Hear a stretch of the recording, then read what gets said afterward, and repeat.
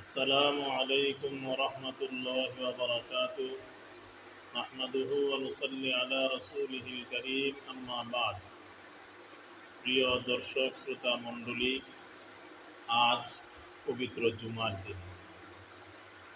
জুমার দিন দিনসমূহের সর্দার, সপ্তাহের শ্রেষ্ঠতম দিন। জুমার দিনের নানাবিধ ফজিলত রয়েছে।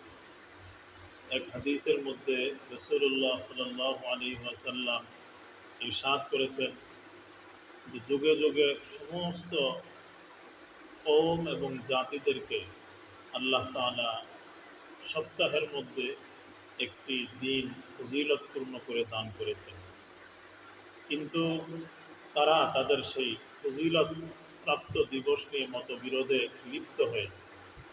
যেমন হাদিসের মধ্যে স্পষ্টতর বলা হয়েছে যে ইয়াহুদীদের জন্য সপ্তাহের শ্রেষ্ঠতম দিন ছিল জুমার পরের দিন তথা শনিবার, আর নাসারাদের জন্য ছিল তার পরের দিন তথা রবিবার।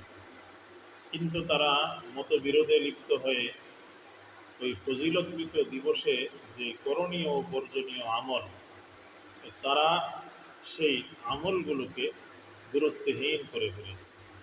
রাসূলুল্লাহ সাল্লাল্লাহু আলাইহি ওয়াসাল্লাম ইরশাদ করেন, কিন্তু আল্লাহ তাআলা আমাদের প্রতি রহম করেছেন, করম করেছেন। তিনি আমাদেরকে সঠিক দিশা দিয়েছেন। সপ্তাহের শ্রেষ্ঠতম ফজিলতপূর্ণ জুমার দিনকে সঠিকভাবে নির্ণয় করে সেই দিন আমল করার সুযোগ আল্লাহ রাব্বুল আলামিন আমাদেরকে করে দিয়েছেন। এটা আমাদের জন্য অনেক সৌভাগ্যের। এক হাদিসের মধ্যে রাসূলুল্লাহ সাল্লাল্লাহু আলাইহি ওয়াসাল্লাম আরও বলেন, আল জুমআতু ইলাল জুমআ কাফারাতুন লিমা বাইনাহুন্না মা লাম তুগশাল কাবায়ের।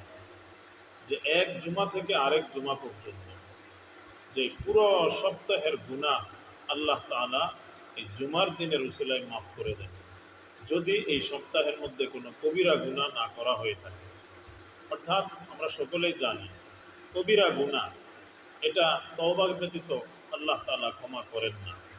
সাধারণত আমাদের চলা ফেরায়, উঠা বসায় অনেক গুনাহ আমাদের দ্বারা হয়ে যায়।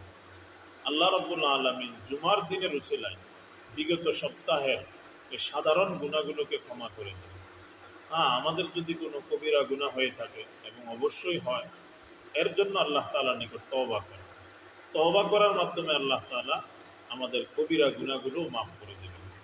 এজন্য আজকে জুমার দিনে আমরা সকলেই চেষ্টা করব জুমার দিনের যে ফজিলত এবং করণীয় আমলগুলো রয়েছে সেই আমলগুলোকে যথাযথভাবে আদায় করার এবং জুমার দিনের ফজিলত লাভ করার।